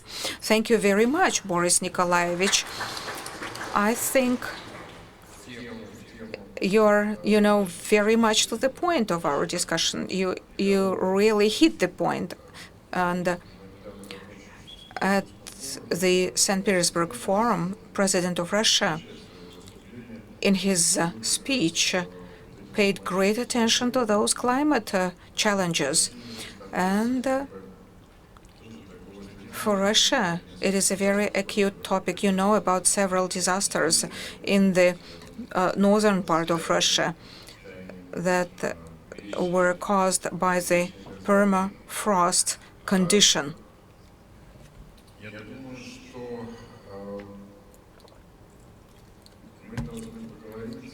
I think we should discuss the ways the strategy of Russia will be developed in this view, because I know about this some individual blocks and components. We have the Fosagro that claims to be a green company and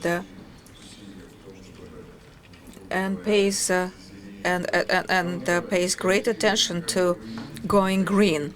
So, Pavel Nikolaevich, how do you see the legislation development in terms of our parliamentary activities? So the goals and the strategy are the most important, including the carbon development and the trends that we have clearly identified for the sustainability purpose. And yes, indeed, we need to consider methane reserves and the hydrogen production and our place in the global energy industry. So we have understanding, we have the roadmap. We have the decision, a specific decision at the level of corporations and companies and the leading companies like Rosatom, Gazprom, and paying great attention to the hydrogen energy. And so the legislation in this industry, well, the global legislation is ahead of Russia, and we would like to use international cooperation to improve our legislation, and we want to integrate our environment into the global structure, we need to do it together, not separately. And we don't have enough international collaboration. The dialogue is missing. We keep talking about it, but unfortunately, we're not doing much. National legislations are insufficient. We need to have international legislation to ensure industrial safety and proper energy balance. That's what we need to do. Professor Stern, can you comment on the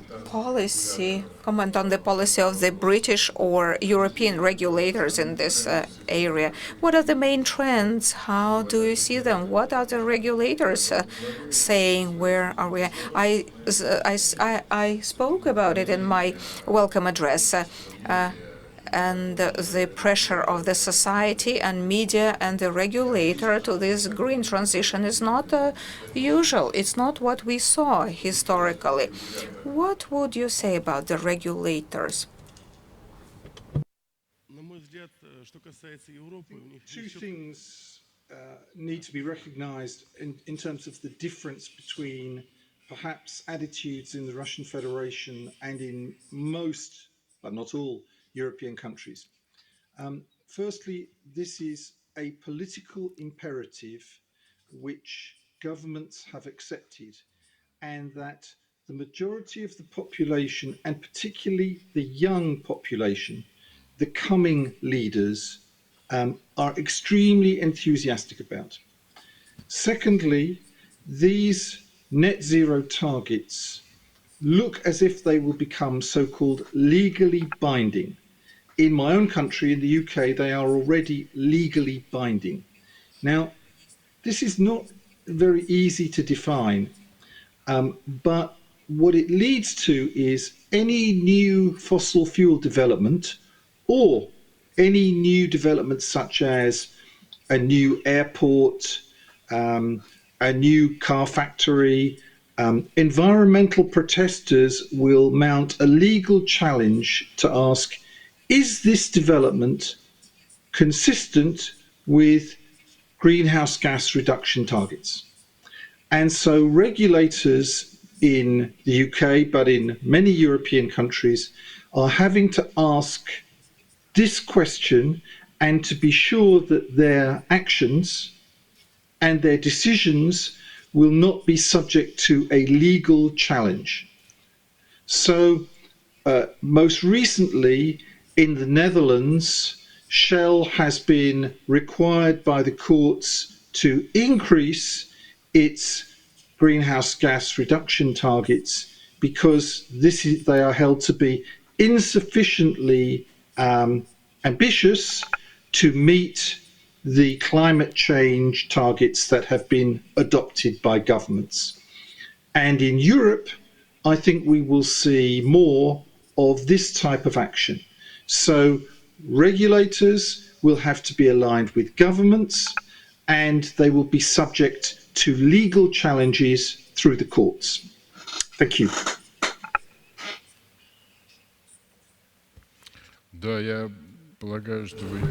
Oh yes, I believe that you mean this the court ruling in about Royal Dutch Shell, when the plan was considered not ambitious enough and actually was taken to court.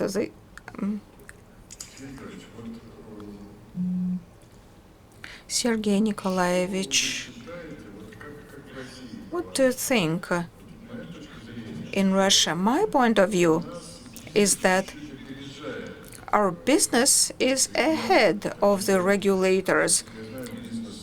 As far as I know, businesses really consider the size and shape of the carbon tax that the European Union plans to introduce, to impose. What's in your view? Who is in the avant-garde, who is behind? Sergei Ivanovich, I wanted to hear your opinion.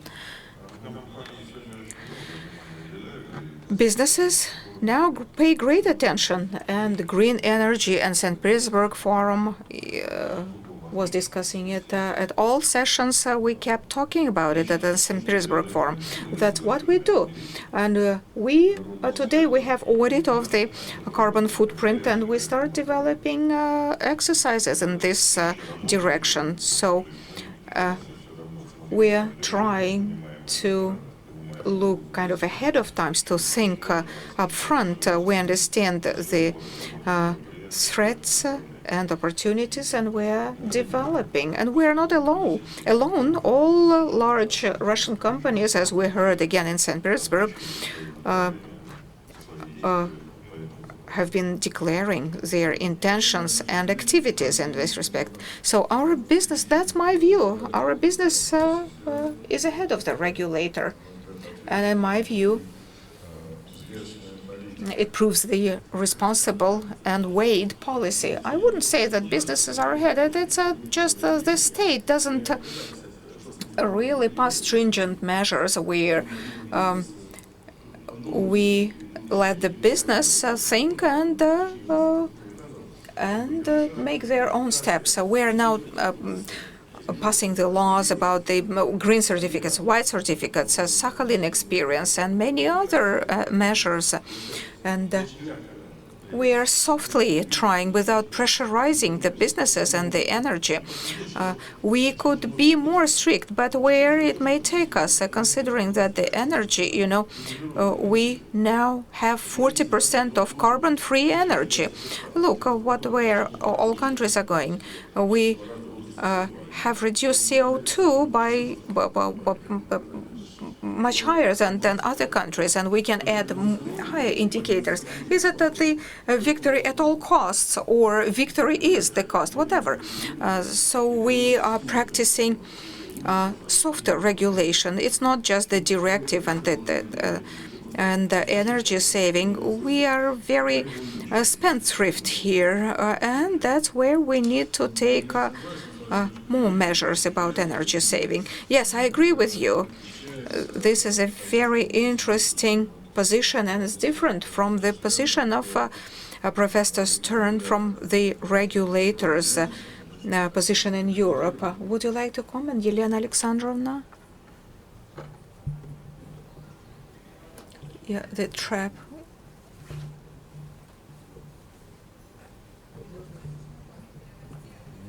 It's very dangerous for Russia to be caught in that trap. There is no sound. Oh, yes, there is. The microphone was off. Try again. I think it's very dangerous. I think that's very dangerous. So that's a catch-22 where the panels spoke about. I agree with Sergei Ivanovich that we have always been living in the conditions of energy comfort, zone of comfort.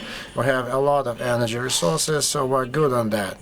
And we don't understand what this energy poverty is. And Pavel Nikolaevich said it's a very, very inefficient economy, energy inefficient economy. So legislatively, so we can influence the activities of the companies, but there are no economic stimuli to reduce the energy inefficiency. And that is why the energy strategy of Russia that was written before the pandemic is behind and does not conform to the requirements of time.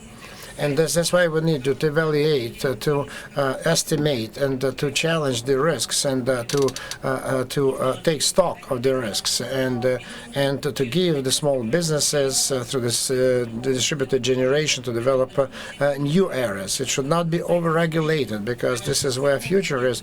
But there is no motivation for large energy companies. That's a big contradiction. It needs to be somehow addressed. The low efficiency of the economy. And the youth, the younger generation, they support the green trend. So we can see that. You work at the university, and hundreds of young people, so you are exposed to them. Do you think they're concerned with the green energy, the younger generation? So our Russian young people, so what do they think about it? so to expect from the youth that they will be concerned with something deep and challenging, no. So they just they follow hype. So if it's fashionable, if it's hype, then they follow it. Yeah. Yeah, so like, for example, so when they used to wear old clothes, so very fashionable, everyone, but the politicians through the marketing ruses, so they set up these new trends, so that the sites that promote it and then the bloggers insert it into people's minds. I think that the youth will follow because anything new and challenging and cool, and then they respond well to that. And I think that my students are kind of involved. They're interesting. They're trying just to introduce these new ideas through new business platforms. I agree that at the end of the day, so then the green make political capital and physical capital. So when on this green agenda helps them just to make money both politically and economically, and they feel the market and they follow the market. And so the main trend of the investment attractiveness of the new green energy. So it's very difficult to change, very difficult to stifle, very difficult to squash. And the youth follows suit. So they follow the young generation. So this priority is there. So a new type of consumption for the young generation is there. Mike, I cannot hear. I cannot hear.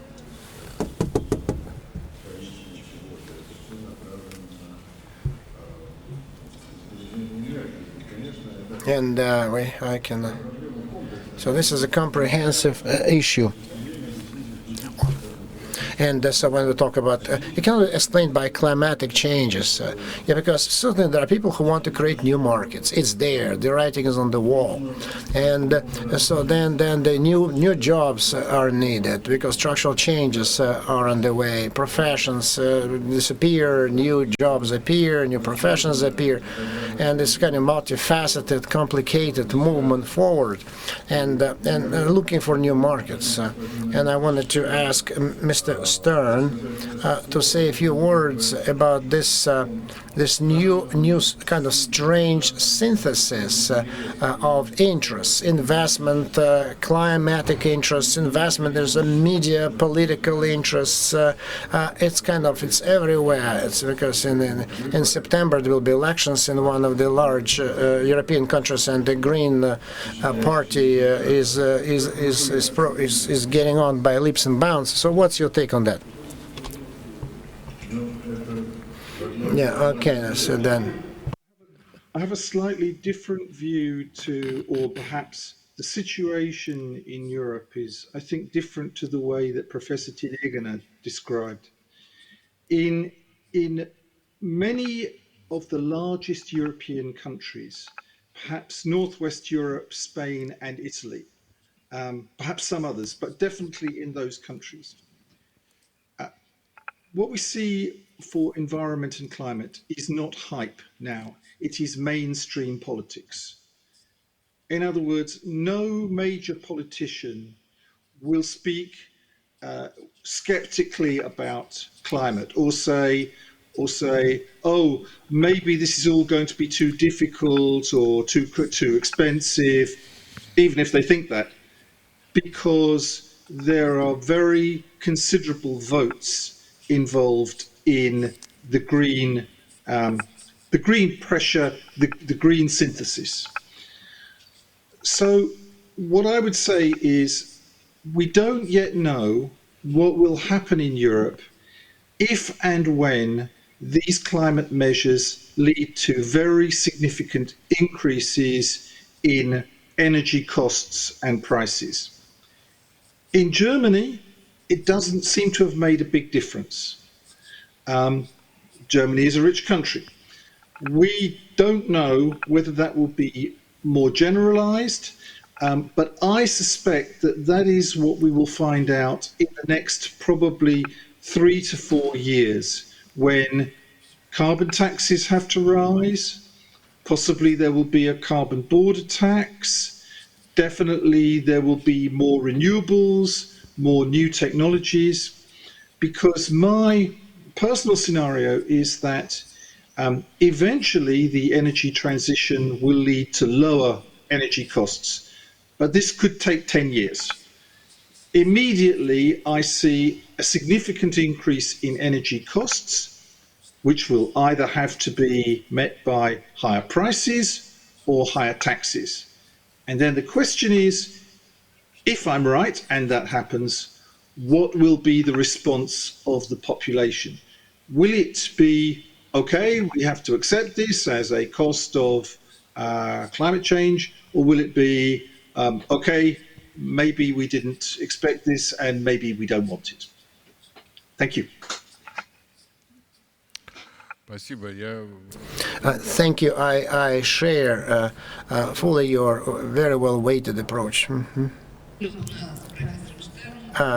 Yeah, this issue is a strategic choice that will be determined by the prices, by the cost of energy market.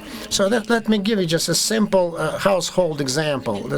For example, now just after this wonderful decision about free connection to gas networks of the smaller villages, it's a revolutionary decision, so free connection.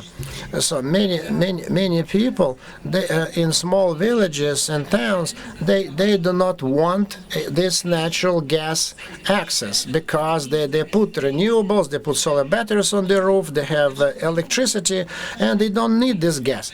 That's it. And so they refuse. That's why the price, the cost will be a very good priority for the younger generation, which will be cheaper. Connect or not connect.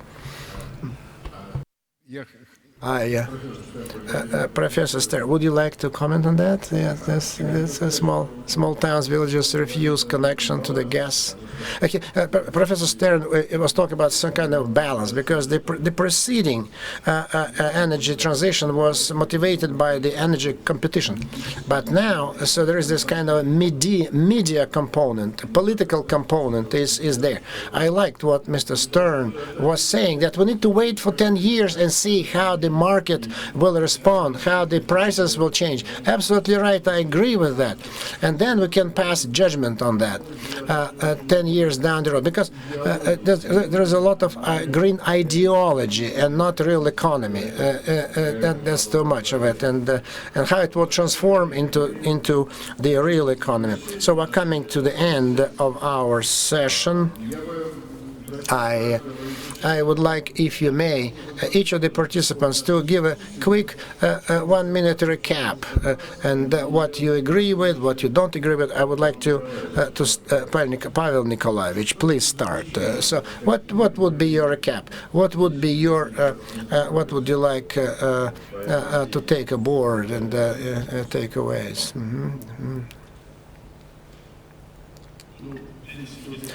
So the discussion has taken place, very important and very interesting, different angles, and it's not the last discussion. It's there, and so we need these discussions, and to understand so the essence of the problem, where we are and where we'll go as a country and as part of the world community, and I think that. So very important. Every point extremely valuable, was very valuable, and so then we need certainly the presentations of this so that we could use it in our work. Yes, wonderful points have been made, and we need to not to keep. And I know personally Mr. Stern. He is a very highly professionally educated, great person, and so we discussed this issue even 5 years ago, and so when we were discussing the gas market development, so 5 years is not yet up, but we are discussing it completely. So 5 years ago, we didn't say a word about hydrogen. So what happened in the last 5 years? And so when the war, so you know that we worked on this program, we added to it, amended it, and then the Energy Committee was there as well. And so the main complaint was in the strategy is concerning the development of oil and gas industry, because we missed hydrogen component, because there is new component that we just overlooked completely. And so if we take the strategy, the last one, and it's completely different now from what we were discussing discussing many years ago and what we have now. Because it's every so we need to update this energy transition. Energy strategy is changing every 5 years, and we need to update it continuously. And we need to develop this pragmatic strategy that will come with in pace with the times. And so then we need just to set up this new roadmap for the hydrogen strategy. So what tasks and goals it needs to address. And as we develop this roadmap, so we'll certainly try to add up a regulatory component to it. And everyone now understands the magnitude of the problem. We know that the process is underway, and we cannot stop it. And so that's a new component of the global economy. Professor Stern, so your works are known in Russia very well. And you see then on the panel, so there are people who you met and discussed and argued, and I'd like to thank you deeply for your contribution, for agreeing to participate. What would you like to say as a sum-up part? Thank you very much. And indeed, Mr. Zavolny and I discussed this less than 5 years ago. And of course, what has happened is that the debate has moved on, and in Europe and some other countries, the urgency of moving towards the transition has increased greatly. And this is both a political urgency and the warnings of climate scientists of the consequences of continued climate change. Professor Telegina and I have also discussed this, but a little longer ago. Let me just conclude by saying, I think for me the outcome of this discussion is that there will be very different pathways for different regions. Europe, if it can, will lead the transition away from fossil fuels. Will that be successful? We don't know yet. But we know that this is the intention, and this is backed by all politicians. The question is, how fast will it be? And how expensive will it be? And that will be a different answer in different regions, definitely different in the Russian Federation, because you have different priorities and a different situation related to energy. But if I look around the world, I could say the same thing about North America, about Asia. There will be transitions, but they will look different, and they will be at different speeds. So let me conclude there by thanking you. I've really enjoyed this. It's been a very interesting experience. Thank you again for the invitation.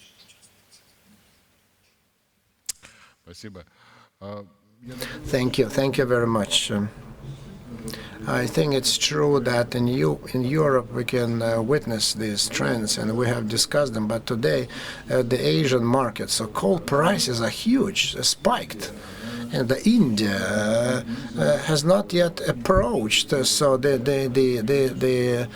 peak, the spike consumption of coal. That's why I said there will be a lot of differentiation in the global markets, and it will strengthen, and it will become more stark. And so what you, Mr. Stern, was saying about the Japan so deficit of the surface area, and that certainly will impact the energy transition for Japan, etc. Okay, over, Sergei Ivanovich. I agree that each region will have its own specifics. I can give you Vietnam numbers, statistics.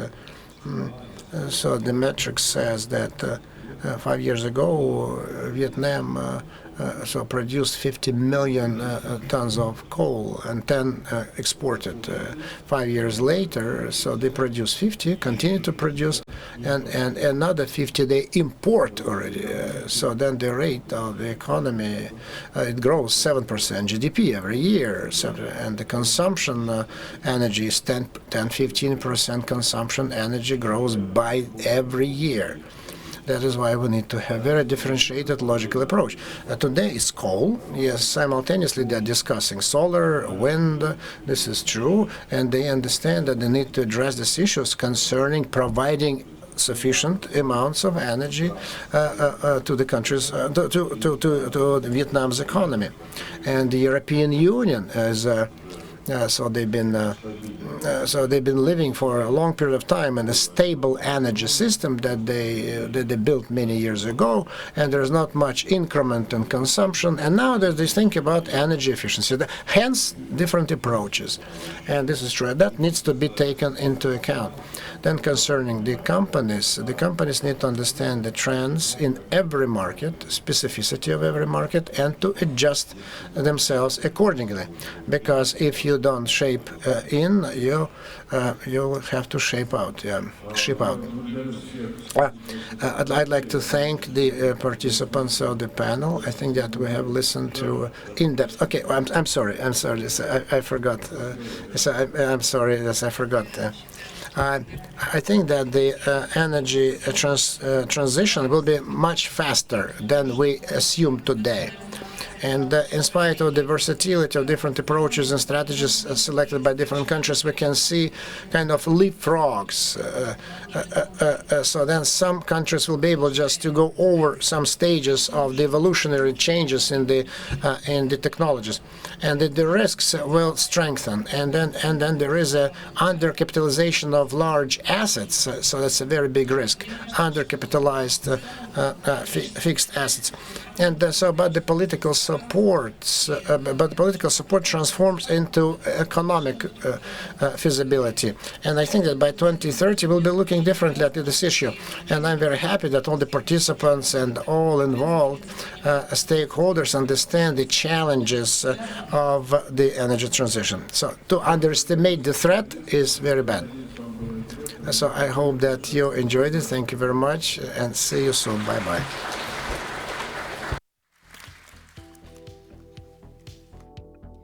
Уважаемые дамы и господа, сейчас мы приглашаем вас на кофе-брейк. Следующая сессия «Трансформация западных обществ. Внешнеполитические последствия» начнется в 12:30. Dear ladies and gentlemen, now we are inviting you for a coffee break. The next panel discussion, Western Societies Transformations, Foreign Policy